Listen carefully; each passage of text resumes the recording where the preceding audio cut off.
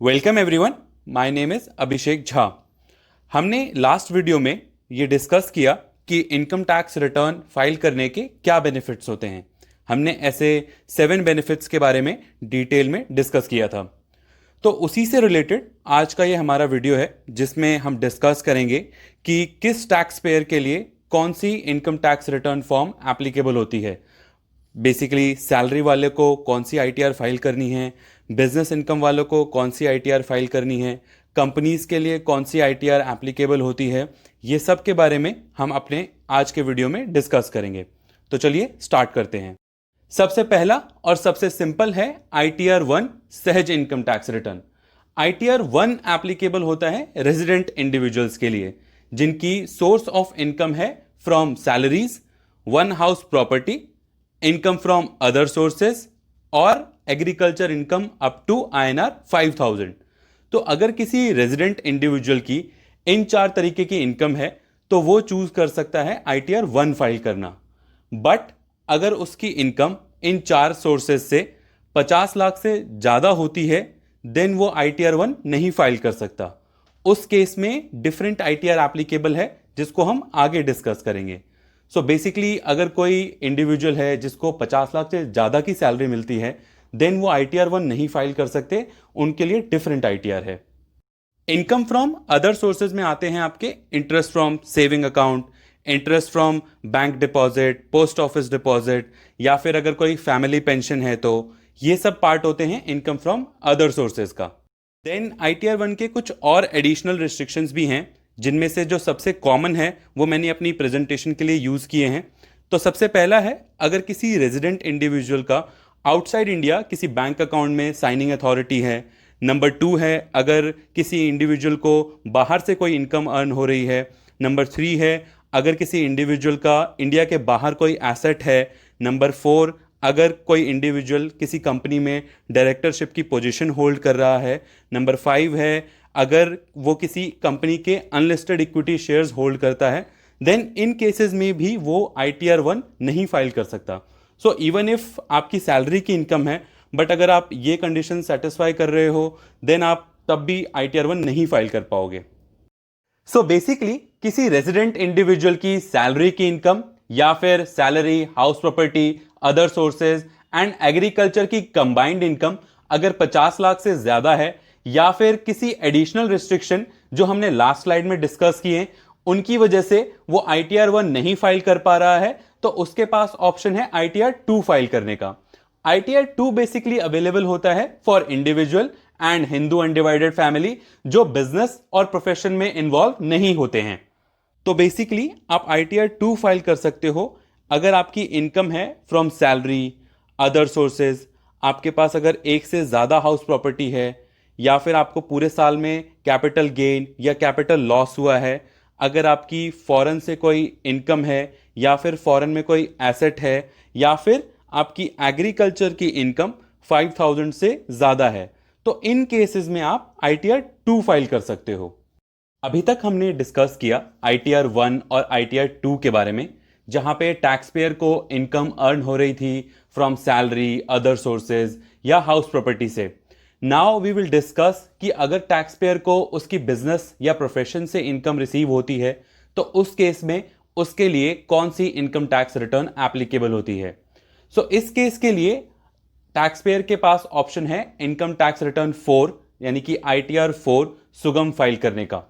ITR 4 सुगम applicable होता है इंडिविजुअल, फर्म या हिंदू अनडिवाइडेड फैमिली के लिए जहां पे उनकी इनकम है फ्रॉम प्रेजम्पटिव बिजनेस और फ्रॉम प्रोफेशन। प्रेजम्पटिव बिजनेस को हम नेक्स्ट स्लाइड में समझेंगे। इस स्लाइड में हम बहुत ही ब्रीफ में प्रेजम्पटिव बिजनेस और उसके टैक्सेशन को समझेंगे। बेसिकली हमारा जो इनकम टैक्स लॉ है वो स्मॉल बिजनेस ओनर्स को और स्मॉल प्रोफेशनल्स को कुछ टैक्स बेनिफिट्स प्रोवाइड करता है कंसिडरिंग कि उनके पास उतने रिसोर्सेज अवेलेबल नहीं होते कि वो अपनी books of account regularly maintain कर सके।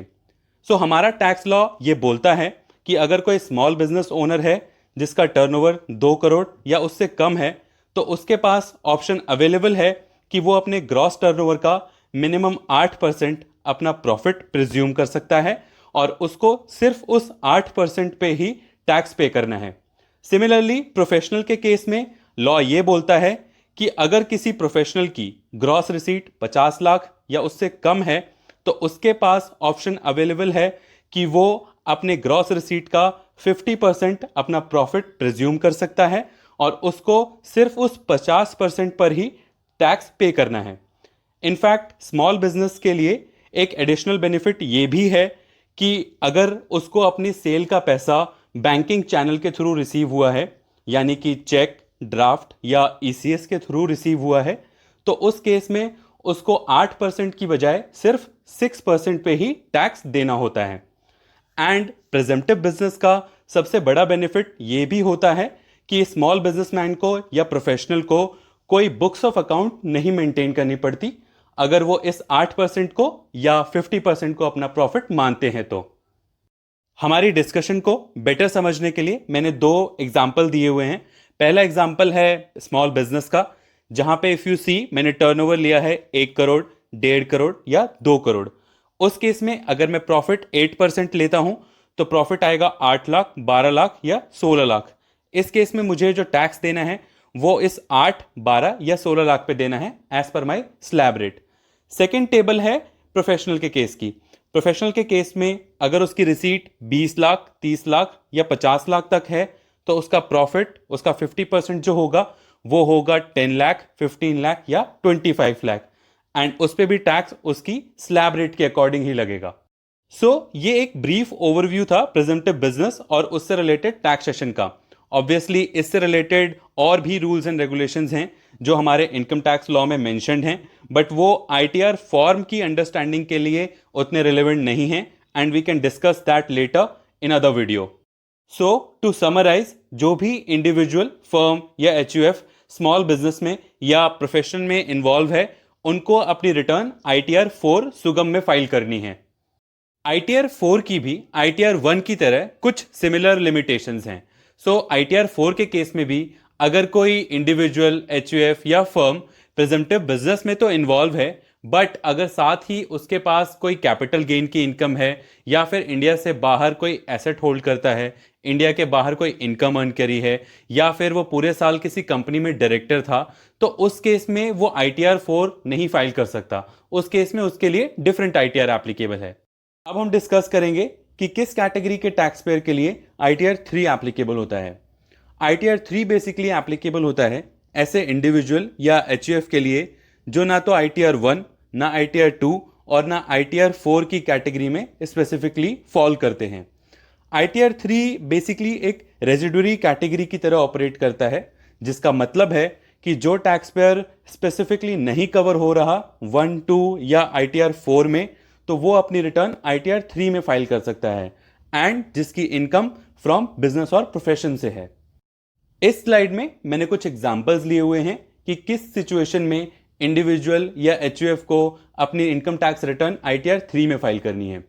तो सबसे पहला है, जैसा अभी हमने डिस्कस किया कि प्रेजेंटिव बिजनेस के केस में टैक्स पेयर्स के पास ये ऑप्शन होता है कि वो अपनी ग्रॉस रिसीट का 8% या 50% अपना प्रॉफिट मान सकते हैं, एंड उस प्रॉफिट पे टैक्स पे करके वो आईटीआर 4 में अपनी रिटर्न भर सकते हैं। बट अगर कोई टैक्स पेयर ये कहता है कि उसका एक्चुअल प्रॉफिट 8% से कम है या 50% से कम है, तो उस केस में वो आईटीआर 4 की कैटेगरी से बाहर हो जाएगा, एंड उस केस में उसको अपनी रिटर्न आईटीआर 3 में फाइल करनी होती है। सिमिलरली अगर कोई टैक्स पेयर प्रेजेंटिव बिजनेस में तो फॉल करता है, बट किसी और रिस्ट्रिक्शन की वजह से, जैसे अगर उसकी टोटल इनकम 50 लाख से ज्यादा है, या फिर उसको आउटसाइड इंडिया में कोई एसेट होल्ड करता है, या आउटसाइड इंडिया कोई इनकम अर्न हुई है, या किसी और रिस्ट्रिक्शन की वजह से अगर वो आईटीआर 4 नहीं फाइल कर सकता, देन उस केस में वो अपनी रिटर्न आईटीआर 3 में फाइल कर सकता है। उसके बाद है, अगर कोई इंडिविजुअल या एचयूएफ किसी पार्टनरशिप फर्म में अगर वो पार्टनर है एंड उस पार्टनरशिप फर्म से उसको किसी टाइप की इनकम रिसीव हुई है, देन उस केस में भी वो अपनी रिटर्न आईटीआर 3 में ही फाइल करेगा। ये कुछ एग्जांपल्स हैं कि किस केस में आईटीआर 3 एप्लीकेबल होता है फॉर इंडिविजुअल्स एंड एचयूएफ। आगे बढ़ने से पहले अभी तक हमने जितनी भी आईटीआर को डिस्कस किया उसकी समरी एक बार समझ लेते हैं। सबसे पहला था आईटीआर 1। आईटीआर 1 एप्लीकेबल होता है रेजिडेंट इंडिविजुअल के केस में, जिसकी सोर्स ऑफ इनकम है सैलरी, हाउस प्रॉपर्टी या फिर अदर सोर्सेज। बट अगर उसकी टोटल इनकम 50 लाख से ज़्यादा है तो वो ITR 1 नहीं फाइल कर सकता, उसमें उसके पास ऑप्शन है ITR 2 फाइल करने का। ITR 2 एप्लीकेबल होता है रेजिडेंट इंडिविजुअल या फिर HUF के केस में, जिसकी सोर्स ऑफ इनकम है salary, capital gain, other sources, and अगर कोई फॉरेन सोर्स इनकम या फॉरेन सोर्स एसेट है तो। देन उसके बाद हमने ITR 4 के बारे में डिस्कस किया। ITR 4 एप्लीकेबल होता है इंडिविजुअल, फर्म या फिर HUF के केस में जिनकी सोर्स ऑफ इनकम है फ्रॉम प्रिजम्पटिव बिजनेस और प्रोफेशन। उसके बाद हमने बात की ITR 3 के बारे में। ITR 3 एप्लीकेबल होता है इंडिविजुअल या HUF के केस में जो प्रिजम्पटिव बिजनेस में नहीं फॉल करते, या फिर ऐसे टैक्स पेयर्स जो किसी पार्टनरशिप फर्म में पार्टनर हैं और उनको वहां से कोई इनकम रिसीव हो रही है, उस केस में वो लोग ITR 3 फाइल करेंगे। अभी तक हमने जितनी भी इनकम टैक्स रिटर्न्स डिस्कस की हैं वो या तो इंडिविजुअल या हिंदू अनडिवाइडेड फैमिली या फिर फर्म के लिए एप्लीकेबल थी।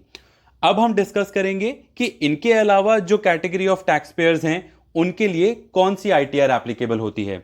सो ITR 5 एप्लीकेबल होता है association of person, body of individual या फिर limited liability partnership, society, business trust या फिर इन्वेस्टमेंट फंड्स के लिए।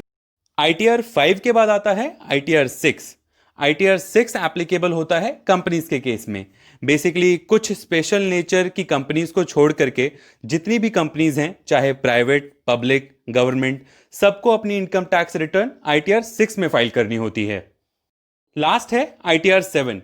बेसिकली जिन स्पेशल नेचर कंपनीज की अभी हमने बात की उनके लिए ITR 6 की जगह ITR 7 एप्लीकेबल होता है। ITR 7 जिस भी कैटेगरी के टैक्स पेयर के लिए एप्लीकेबल है, उनमें से कुछ के एग्जाम्पल मैंने अपनी प्रेजेंटेशन के लिए यूज किए हैं, तो चलिए डिस्कस करते हैं। सबसे पहला है न्यूज एजेंसीज, दूसरा है पॉलिटिकल पार्टी। पॉलिटिकल पार्टी की इनकम वैसे तो एग्जेम्प्ट होती है, बट ये एग्जेम्पशन क्लेम करने के लिए उनको अपनी रिटर्न ITR 7 में फाइल करनी पड़ती है। तीसरा है चैरिटेबल ट्रस्ट। चैरिटेबल ट्रस्ट में अगर कोई प्रॉपर्टी रखी हुई है और उस प्रॉपर्टी से अगर कोई इनकम आ रही है तो उसकी ITR 7 में फाइल होगी। देन है यूनिवर्सिटी, कॉलेज या फिर कोई similar kind of institution, and last है साइंटिफिक रिसर्च इंस्टीट्यूट। तो ये कुछ एग्जाम्पल थे ITR 7 के। विद दिस हमने फाइनेंशियल ईयर 1920 के लिए जितने भी ITR फॉर्म्स रिलीज हुए हैं उनके बारे में डिटेल में डिस्कस कर लिया है, एंड आई होप आपको ITR फॉर्म से रिलेटेड कुछ क्लैरिटी आई होगी। After watching the video, if you have any questions relating to applicability of ITR for any taxpayer, please drop your comments in the comment box and I will try to answer that. Thank you so much for your time. If you like the video, please like and subscribe the channel for future video notification.